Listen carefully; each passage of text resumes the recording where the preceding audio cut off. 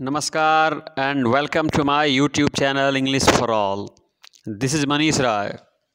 आज हम लेकर के आए हैं वर्ग 12वीं से India through a traveller's eyes. जी, India through a traveller's eyes यानी आज हम भारत को एक ट्रैवलर्स की नज़रों से देखेंगे। आज हम अपने प्यारे भारत को एक पर्यटक की नज़रों से देखेंगे और वह पर्यटक कौन है? Pearl S Buck. कौन है? Pearl S Buck. याद रखेंगे, India through a traveller's eyes ये प्रोज सेक्शन का एक चैप्टर है और इसको लिखा है पर्ल एस बक ने। तो आइए पहले पर्ल एस बक के बारे में जानते हैं। बच्चों, Pearl S Buck was born in 1892 and died in 1973। Pearl S Buck का जन्म 1892 में हुआ था और इनकी मृत्यु 1973 में हुई थी। American by birth. वस्तुनिष्ठ प्रकार के प्रश्नों की दृष्टि से गौर से सुनिएगा इस पाठ को बच्चों। कह रहा कि अमेरिकन बाई बर्थ यानी ये जन्म तो इनका अमेरिका में हुआ था, ये जन्म से अमेरिकी थी। Was Rudyard in China. Rudyard का मतलब हुआ पालन पोषण होना और शिक्षा दीक्षा होना। तो पर्ल एस बक का जन्म अमेरिका में 1892 ईस्वी में हुआ था, but was Rudyard in China. लेकिन इनकी शिक्षा दीक्षा पालन पोषण चीन में हुआ था। बाय हर मिशनरी पेरेंट्स। मिशनरी जो विदेशों में ईसाई धर्म का प्रचार करता है उसे मिशनरी कहते हैं। तो इनके माता पिता जो थे धर्म प्रचारक थे, वे लोग चीन में ईसाई धर्म का प्रचार करते थे। तो उन्हीं के घर 1892 में पर्ल एस बक का जन्म हुआ था। She taught in a Chinese university. Pearl S Buck एक चीनी विश्वविद्यालय में पढ़ाती थी। She is known for travelogue and memoirs. बच्चों, ट्रैवलग जो देख रहे हैं ना, ट्रैवलग का अर्थ होता है यात्रा वृतांत और मेमोयर्स का मतलब होता है जीवन संस्मरण। पर्ल एस बक यात्रा वृतांत और जीवन संस्मरण के लिए जानी जाती हैं। She wrote personal accounts of her visits to different countries in simple, lucid and effortless English. इसका अर्थ हुआ शी रोट अर्थात पर्ल एस बक लिखती थी पर्सनल अकाउंट्स। अकाउंट्स का मतलब हुआ विवरण, व्यक्तिगत विवरण ऑफ हर विजिट्स अपनी यात्राओं की, टू डिफरेंट कंट्रीज यानी भिन्न भिन्न देशों की अपनी यात्राओं के व्यक्तिगत विवरण को पर्ल एस बक लिखती थी। इन सिंपल साधारण, ल्यूसिड स्पष्ट एंड एफर्टलेस सरल अंग्रेजी में। मतलब पर्ल एस बक दुनिया के जिस देश की यात्रा करती थी तो वहाँ पे जाने पर उस देश की जो कहानी होती थी, उस देश की जो घटना होती थी, इन्होंने क्या देखा, क्या महसूस किया, इन सारी चीज़ों को एक विवरण के रूप में प्रस्तुत करती थी। और वो अंग्रेजी के माध्यम से अर्थात simple, lucid and effortless English मतलब एकदम सरल, साधारण और स्पष्ट अंग्रेजी भाषा में वह अपने यात्राओं के विवरण को लिखती थी। She won the Nobel Prize for literature in 1938। 1938 में, याद रखेंगे, 1938 में साहित्य के क्षेत्र में इनको नोबेल प्राइज मिला था।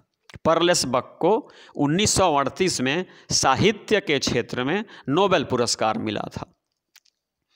Notable among her chief works are the Good Earth. Chief works का मतलब होता है मुख्य कृतियाँ और नोटेबल का मतलब हुआ महत्वपूर्ण। इनकी मुख्य रचनाओं में जो सबसे महत्वपूर्ण है वो है द गॉड्स अर्थ। 1931 में लिखा था। ए नोबेल ऑन चाइना। ये जो द गॉड्स अर्थ है ना, यह एक उपन्यास है और ये चीन पे लिखी गई है। Come my beloved with India as a background. और भारत को पृष्ठभूमि मान करके इनकी एक और रचना है, उसका नाम है come my beloved.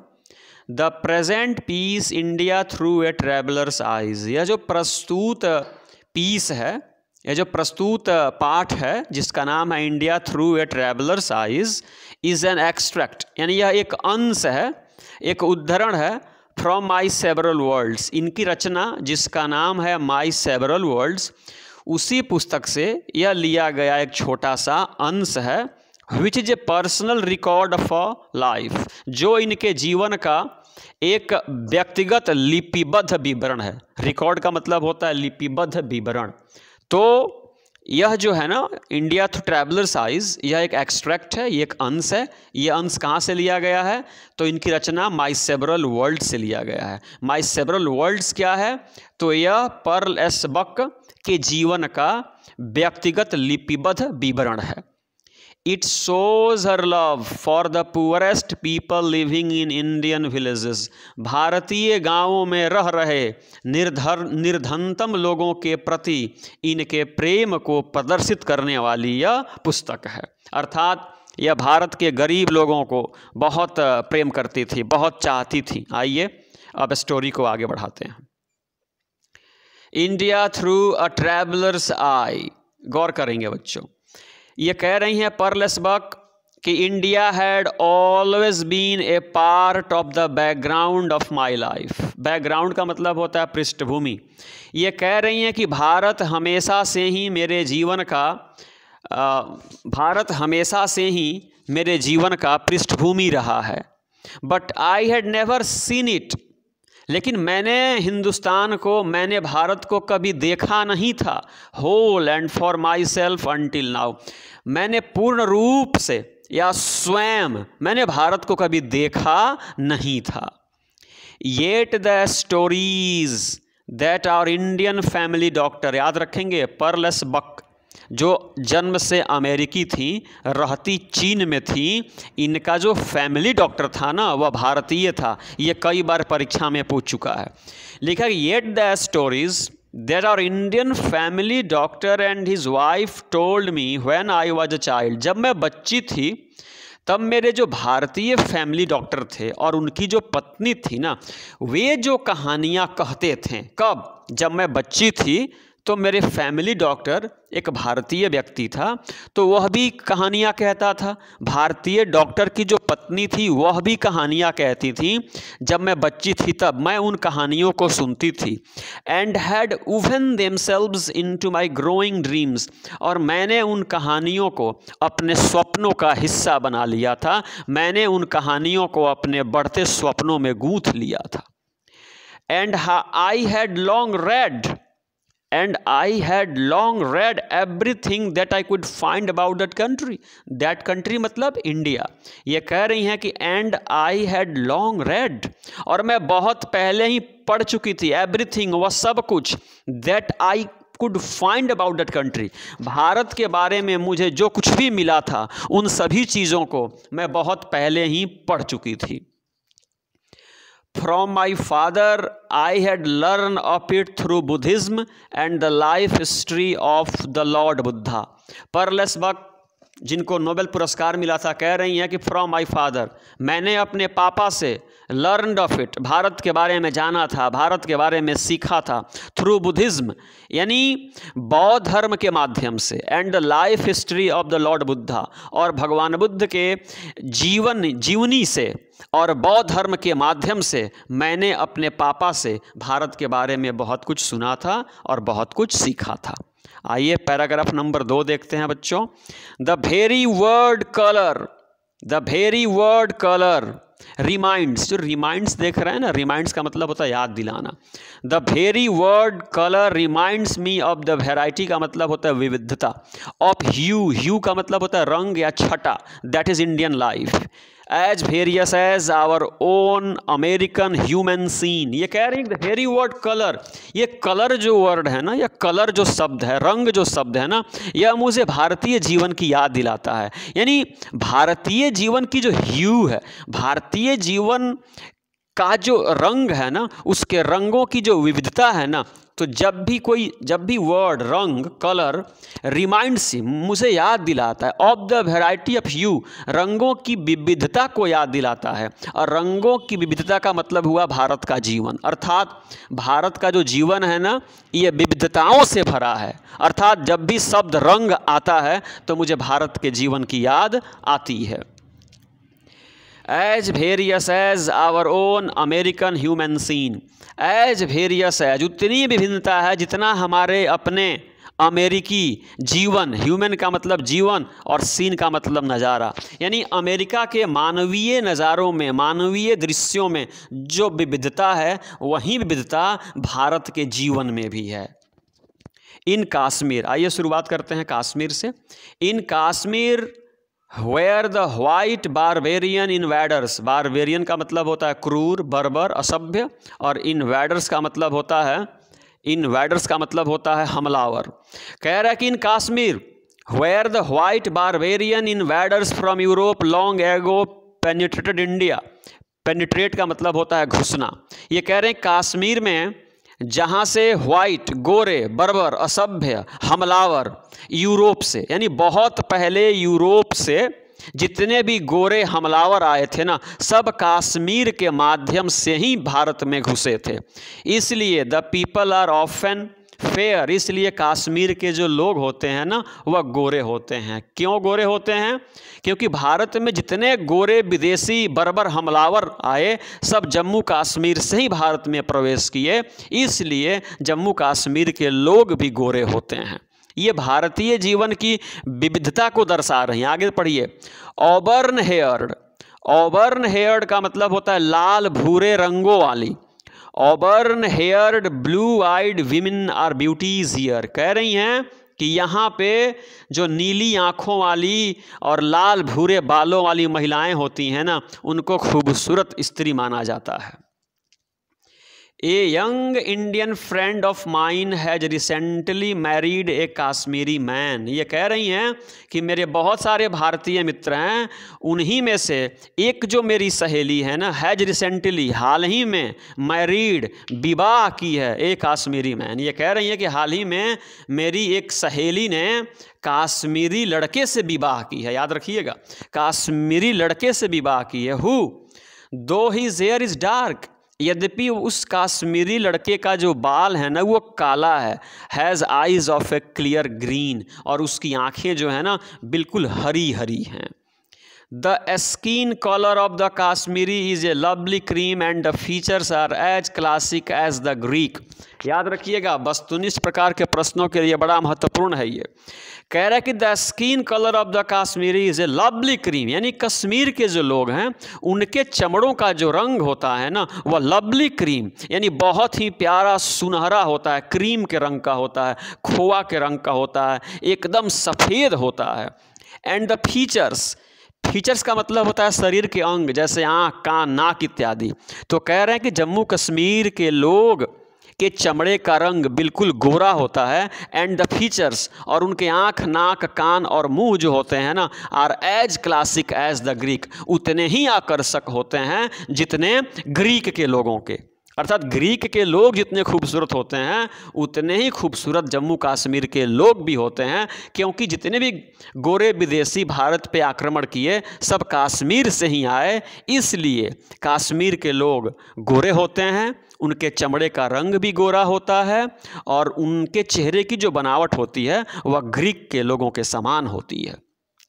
But all the people of India, लेकिन भारत के समूचे लोग, all the people of India must be record as belonging to the Caucasian race. ये बड़ा महत्वपूर्ण प्रश्न है, याद रखेंगे।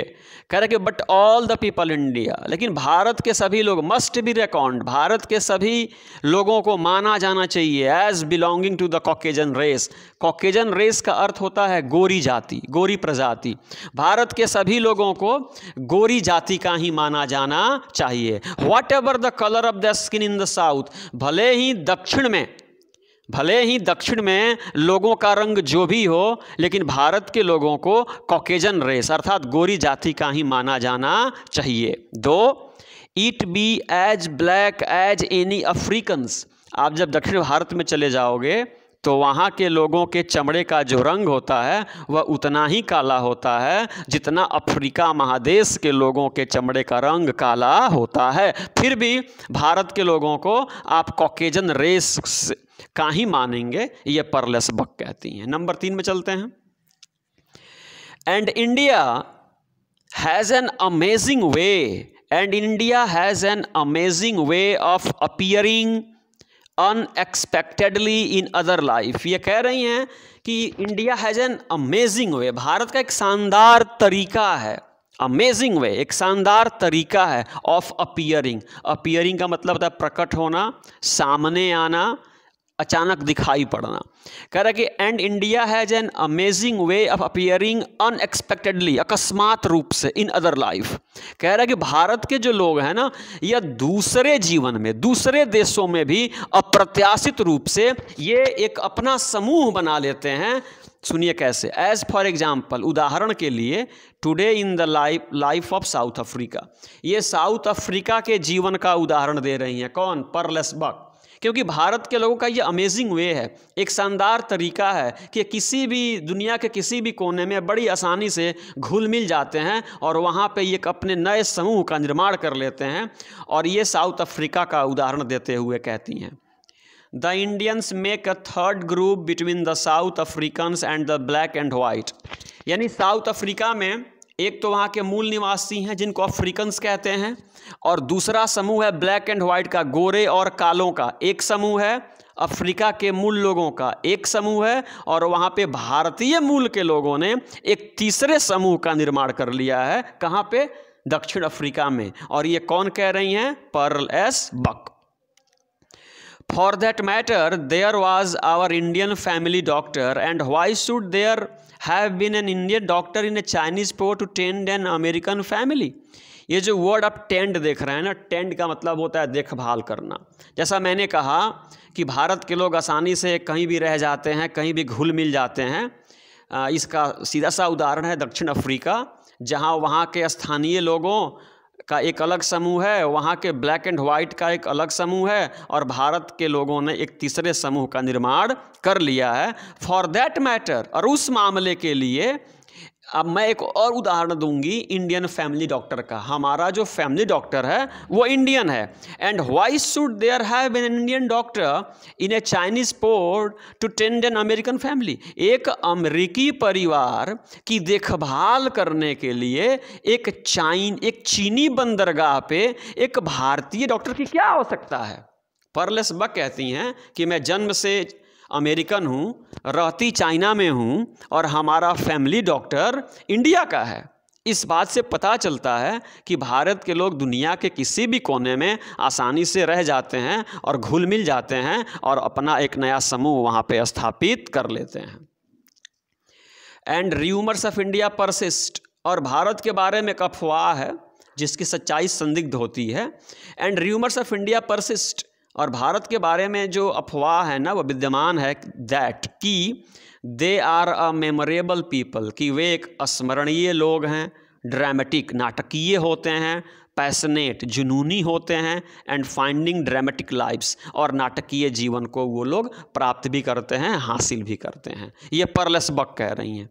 नंबर 4 देखिए, इसमें ये बताने की कोशिश है कि भारत के लोग कितने शानदार हैं और भारत के लोगों ने क्या क्या किया और दुनिया के विकास में अपना कैसे योगदान दिया इतने वर्ष गुलामी की जंजीरों में बंधे रहने के बाद भी। सुनिएगा, you see how India has a way of permitting human life. Pearl S Buck कहती हैं कि आप देखते हैं ना, पर्लेस बक कहती हैं कि आप देखते हैं ना कि how India has a way of permitting human life. ये जो परमिएट देख रहे हैं ना, इसका मतलब होता है किसी वस्तु के प्रत्येक भाग में समा जाना, पूर्णतः प्रभावित करना या व्याप्त होना।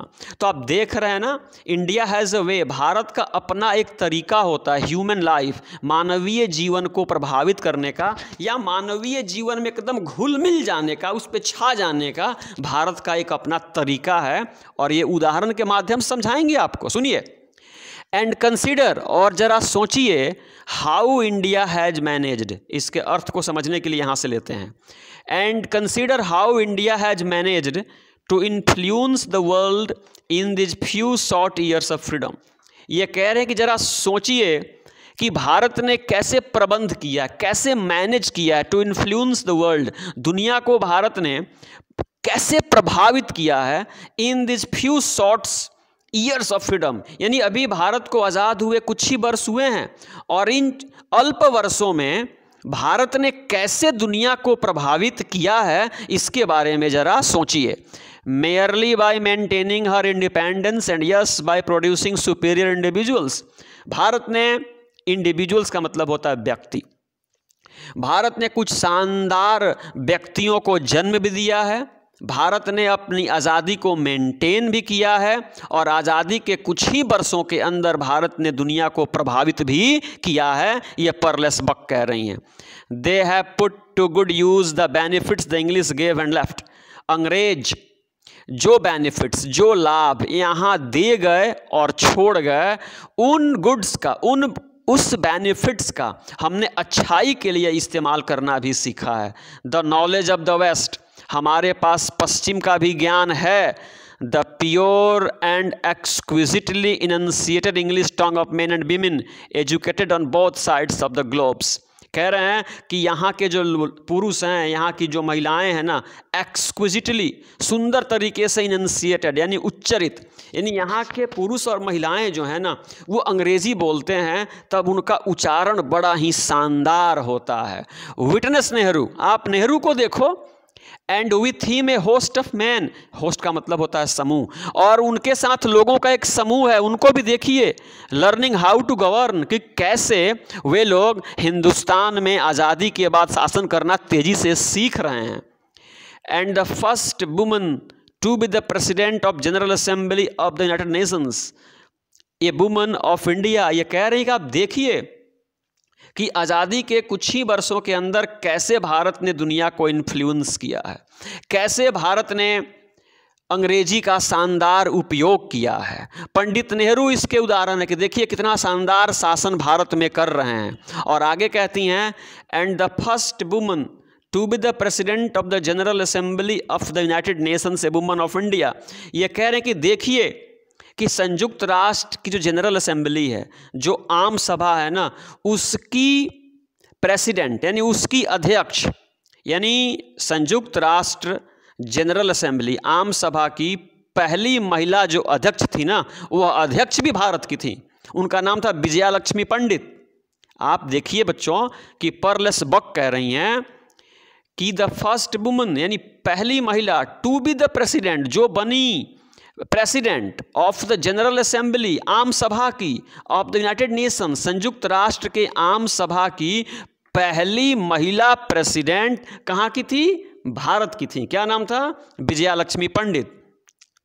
And the man in charge of the prisoner exchange in Korea. और बच्चों कोरिया में जो प्रिजनर एक्सचेंज हुआ था, प्रिजनर एक्सचेंज का मतलब हुआ जो कैदियों की जो अदला बदली हुई थी ना, उस अदला बदली का जो इंचार्ज था, जो प्रभारी ऑफिसर था ना, वह भी एक इंडियन जनरल था, वह भी एक भारतीय सैनिक था। Who one trust from all, सभी लोगों ने उस पर विश्वास किया, इसलिए उसकी अध्यक्षता में प्रिजनर एक्सचेंज हुआ। कहाँ पे हुआ? कोरिया में। क्या हुआ? प्रिजनर एक्सचेंज हुआ। और किसके अधीन हुआ? तो एक भारतीय जनरल के अधीन हुआ। ये कह रही हैं कि भारत के लोग इतने योग्य थे कि कुछ ही वर्षों में पूरी दुनिया पे छा गए। Even the blustering and acquisition at home and abroad, कह रही हैं कि एट होम का मतलब देश में और अब्रोड का मतलब होता है विदेश में। कह रहे हैं कि देश में और विदेश में आरोप लगते रहे हैं, धमकी मतलब भारत को लोग दे रहे हैं, but not change the quite confidence of the new India. लेकिन भारत, यंग इंडिया जो है ना, न्यू इंडिया जो है, जो नया भारत है ना, उसके विश्वास को कोई बदल नहीं पाया है। And this confidence founded in unyielding idealism permeates our world life. कह रही हैं कि जितने महत्वपूर्ण कार्य हुए आज़ादी के कुछ ही वर्षों के अंदर, भारत ने दुनिया को बड़ा प्रभावित किया है। पंडित नेहरू ने शानदार शासन चलाया है और यूनाइटेड नेशंस की जो जनरल असेंबली होती है उसकी पहली फर्स्ट वुमन प्रेसिडेंट भारत से ही थी। कोरिया में जो प्रिजनर एक्सचेंज हुआ उसका इंचार्ज भी इंडियन जनरल था। तो दुनिया में भारत पे आरोप लगते रहे हैं उसके बाद, लेकिन भारत के कॉन्फिडेंस को, बच्चों भारत के विश्वास को लोग डिगा नहीं पाए हैं। And this confidence founded in unyielding idealism. और ये जो कॉन्फिडेंस है ना, ये कहाँ मिलता है? अनयील्डिंग आइडियलिज्म, यानी कभी न झुकने वाली, कभी न डरने वाली, कभी न सर झुकाने वाली। आइडियलिज्म का मतलब होता है आदर्शवाद। कभी नहीं नहीं मिटने वाली आदर्शवाद में ये विश्वास मिलती है एंड परमेट्स आवर वर्ल्ड लाइफ, और ये दुनिया के जीवन में घुल मिल जाती है या दुनिया के जीवन पे छा जाती है। नंबर 5 में देखते हैं बच्चों, पर्ल एसबर्ग क्या कहती हैं, सुनिए। What did I go to India to see, मैं भारत क्या देखने के लिए गई, सुनिएगा। नॉट द ताज, मैं भारत ताज देखने के लिए नहीं आई। Although I did see it, यद्यपि मैंने ताजमहल को देखा। एंड बाई मून लाइट, कह रही हैं कि मैं भारत क्यों आई। नॉट द ताजमहल, मैं ताजमहल को देखने के लिए नहीं आई, लेकिन चांदनी रात में मैंने ताजमहल को देखा। नॉट फतेहपुर सिकरी, मैं फतेहपुर सिकरी को भी देखने के लिए नहीं आई। Although I did see it, फिर भी मैंने फतेहपुर सिकरी को देखा। And not the glories of empire in New Delhi, और नहीं न्यू दिल्ली में जो एम्पायर है ना उनकी ग्लोरी को, उनकी वो शान शौकत को भी मैं देखने के लिए नहीं आई थी। Although I did see them, फिर भी मैंने उनको देखा। अब आपके मन में सवाल उठता होगा, तब भाई ये क्या करने भारत आई थी, सुनिए। I went to India to see and listen to 2 groups of people, मैं भारत में देखने और मिलने आई थी। किन से? 2 ग्रुप्स ऑफ पीपल, 2 प्रकार के लोगों के समूह को देखने और उनसे मिलने के लिए मैं भारत आई थी। वे 2 समूह कौन है, सुनिए। The young intellectuals in the cities, शहरों के युवा विद्वान या बुद्धिजीवी। And the peasants in the villages, और गाँव में रहने वाले किसान। यानी गाँव में रहने वाले किसान और शहरों में रहने वाले बुद्धिजीवियों से मिलने के लिए पर्ल एसबर्ग भारत आई थी। Those I met in little rooms in the city, in little houses in the villages, कह रही हैं कि शहर के बुद्धिजीवियों से मैं शहर के छोटे छोटे कमरों में मिली और किसानों से गांव के छोटे घरों में मिली। And I heard their plans, और मैंने उनकी योजनाओं को सुना। ये कह रही हैं कि and I heard their plans for freedom, और मैंने उनकी आज़ादी की योजनाओं के बारे में जाना। Already the intellectuals believed that another world war was inevitable. Inevitable का मतलब होता है अपरिहार्य। ये कह रहा है कि ऑलरेडी द इंटेलेक्चुअल्स, यानी जो बुद्धिजीवी थे शहरों के, जो शहरों के विद्वान थे ना, ऑलरेडी दे बिलीव्ड, उनका पहले से ही मानना था that another world war was inevitable, कि एक और विश्व युद्ध अपरिहार्य है, यानी सेकेंड वर्ल्ड वार अवश्य होगा। They had been bitterly disappointed after the First World वार, जो प्रथम विश्व युद्ध था ना, प्रथम विश्व युद्ध के बाद भारत के जो नौजवान थे, जो इंटेलेक्चुअल्स थे ना, बिटरली डिसअपॉइंटेड, यानी बुरी तरह से निराश थे। क्योंकि अंग्रेज़ों ने, सुनिए क्यों, by what they felt were the broken promises of England, क्योंकि इंग्लैंड ने जो वादा किया था कि हम आपको आज़ादी दे देंगे, इंग्लैंड ने अपने वादे को तोड़ दिया। इसलिए फर्स्ट वर्ल्ड वार के बाद भारत के जो इंटेलेक्चुअल्स हैं ना, बिटरली डिसअपॉइंटेड, यानी बुरी तरह से नाराज थे, निराश थे। The English they declared had no real purpose to restore India to the people. ये जो वर्ड देख रहे हैं ना, रीएस्टोर, इस रीएस्टोर का मतलब होता है वापस देना। कह रहे हैं कि the English had no real purpose to restore India to the people, यानी शहर के जो इंटेलेक्चुअल्स थे, शहर के जो पढ़े लिखे नौजवान थे ना, उनका मानना था कि अंग्रेजी हुकूमत जो है ना, हैड नो रियल पर्पज, यानी उनका मन नहीं है, हैड नो रियल पर्पज, उनका कोई ये उद्देश्य नहीं है to restore India to the people, कि भारत के लोगों को समर्पित कर दें, उनका ये इरादा नहीं है। आई कुड बिलीव इट, मैं भी इस पे भरोसा कर सकती थी। Fresh as I was from China, क्योंकि मैं भी कहाँ से थी, चाइना से थी। where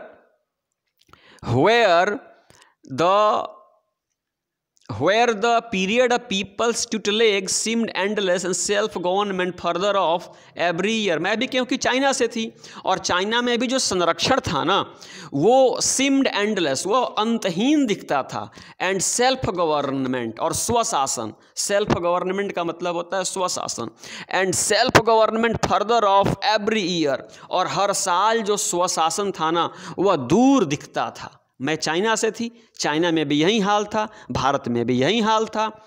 When you are ready for independence, कॉन्क्वेरर, जो वर्ड दिख रहे हैं ना, कॉन्क्वेरर्स, इसका अर्थ होता है विजेता।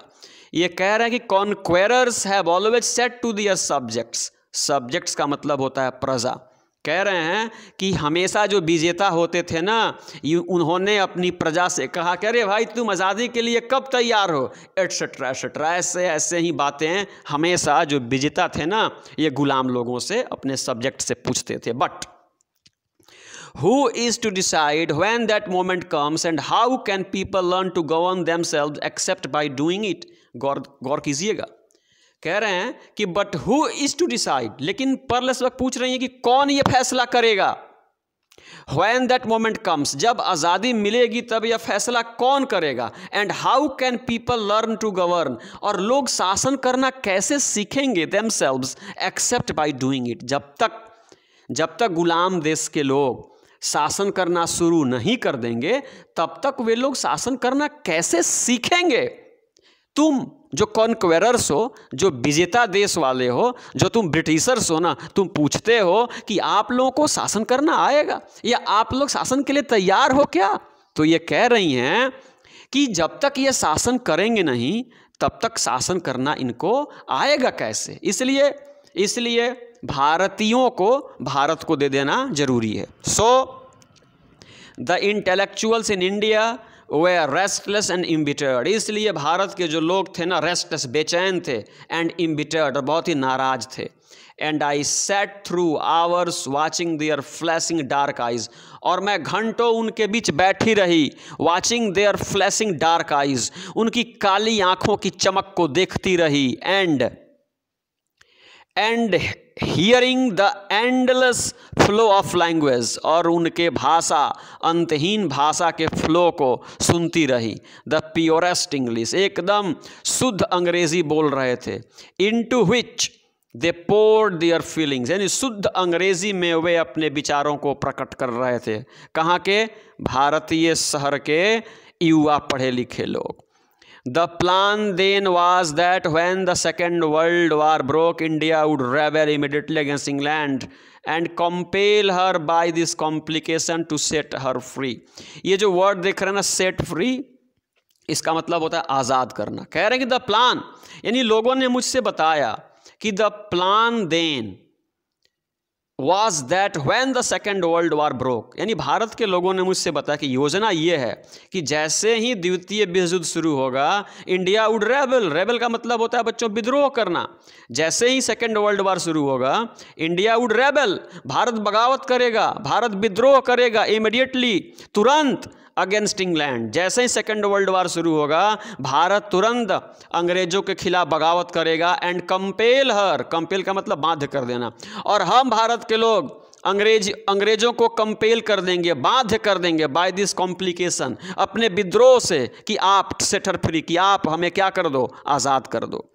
दे would not be forced as they declared they have been in the First World War. Bharat के लोगों ने कहा कि हम लोगों ने प्रथम विश्व युद्ध में अंग्रेजों का साथ दिया था। दे वुड नॉट बी फोर्स्ड, अब वे हम लोगों को दूसरे विश्व युद्ध में अपनी तरफ से लड़ाई करने के लिए बाध्य नहीं कर पाएंगे। To fight at English command. देखिए, कह रहे हैं कि भारत के लोग मुझसे कह रहे थे कि फर्स्ट वर्ल्ड वार में हमने अंग्रेजों का साथ दिया, लेकिन सेकेंड वर्ल्ड वार में अंग्रेज हमें बाध्य नहीं कर सकते कि हम अंग्रेज की तरफ से लड़ें।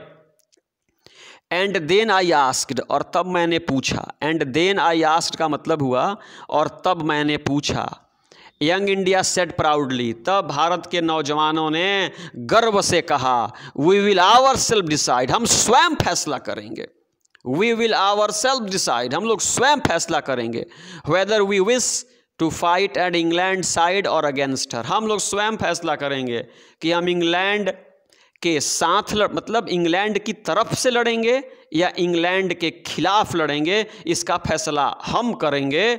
अंग्रेज हमें अब अपने पक्ष में लड़ने के लिए बाध्य नहीं कर सकते, क्योंकि फर्स्ट वर्ल्ड वार के बाद वे अपने वादे से मुकर चुके हैं। इसलिए अब हम फैसला करेंगे कि इंग्लैंड के पक्ष में लड़ेंगे या इंग्लैंड के खिलाफ लड़ेंगे। इस वीडियो में बच्चों इतना ही। चूँकि चैप्टर ये लॉन्गर है, लंबा है, इसलिए इसके कुछ और पार्ट्स होंगे। तो ये जो फर्स्ट पार्ट है, अगर आपको अच्छा लगा तो चैनल को लाइक करें, सब्सक्राइब करें, बेल आइकन को भी दबाएं, सुझाव भी दें। और before I wrap up, let's speak with me जय हिंद।